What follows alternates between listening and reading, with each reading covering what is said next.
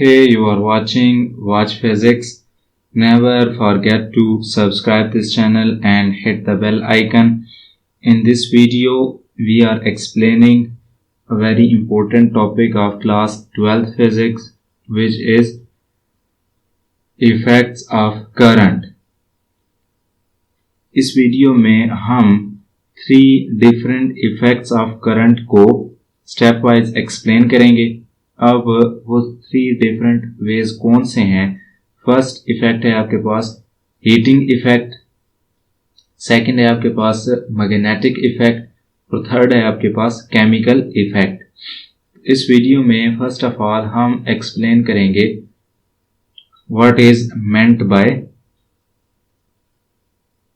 Heating effect, कि जब हम वायर्स को किसी भी सोर्स ऑफ करंट के साथ कनेक्ट करते हैं सर्किट को कंप्लीट करने के लिए, तो with the passage of time जैसे जैसे इसमें से वायर में से करंट फ्लो करता है तो वायर हीटअप क्यों हो जाती हैं, इट्स मीन कि वायर गर्म क्यों हो जाती हैं। इस चीज को हमने एक्सप्लेन करना है। Current move in conductor due to free electrons and these free electrons collide with atom of metal and give some of their kinetic energy to these atoms। कि कंडक्टर में जो करंट है वो फ्री इलेक्ट्रॉन्स की वजह से flow करता है और ये फ्री इलेक्ट्रॉन्स मेटल के एटम्स के साथ जब कोलाइड करते हैं देन अपनी काइनेटिक एनर्जी उनको ट्रांसफर करते हैं। इस फिनोमेना में क्या होता है? Due to this vibration of atom increases and it's generate heat in wire.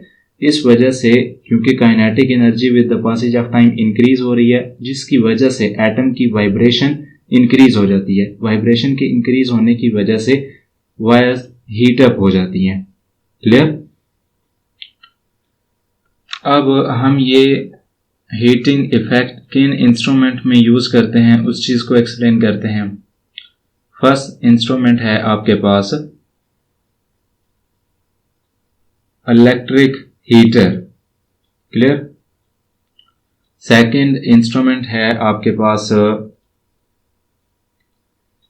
Toaster और थर्ड इंस्ट्रूमेंट जिसमें हम हीटिंग इफेक्ट को यूज करते हैं वो है आपके पास इलेक्ट्रिक आयरन।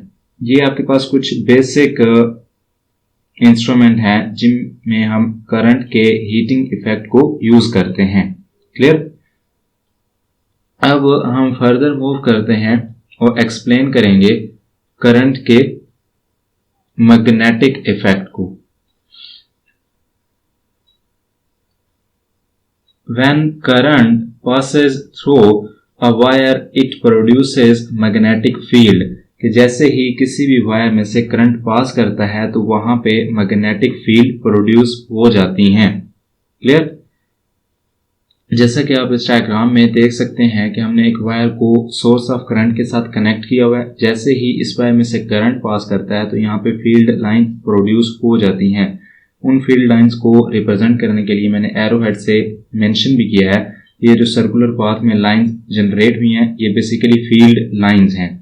अब इन फील्ड लाइंस की जो डायरेक्शन है वो डिपेंड करती है करंट की डायरेक्शन पे।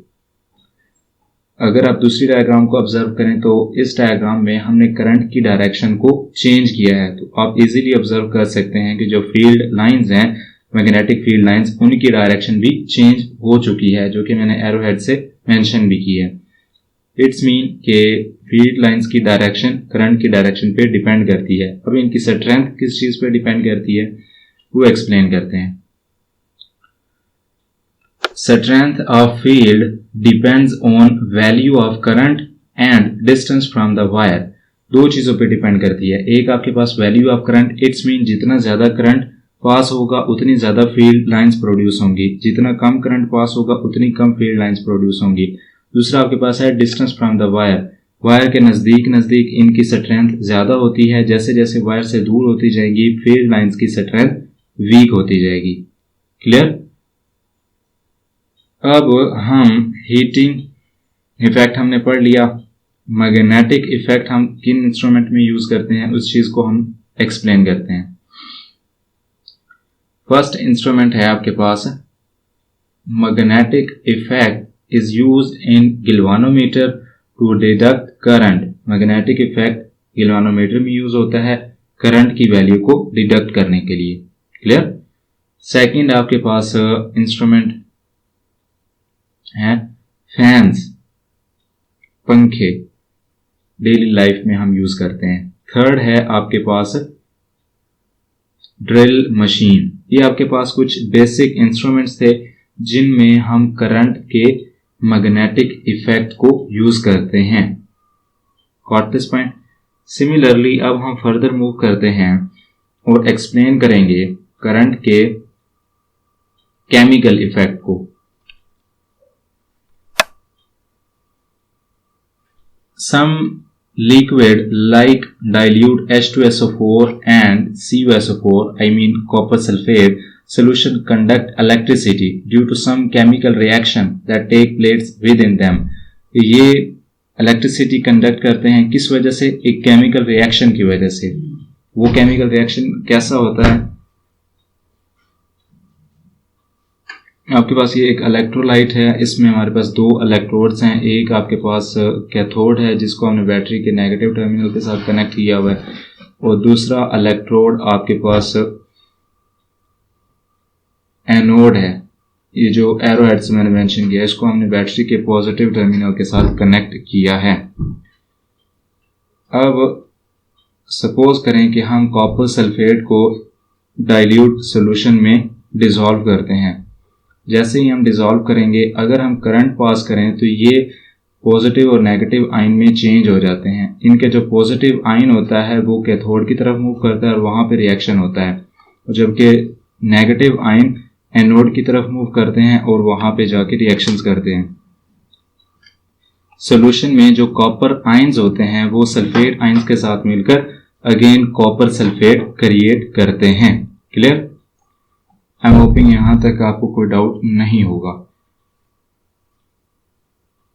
जिस सॉल्यूशन में से ये इलेक्ट्रिसिटी पास करती है उस सॉल्यूशन को हम इलेक्ट्रोलाइट कहते हैं, और इस प्रोसेस को study of this process is known as electrolysis.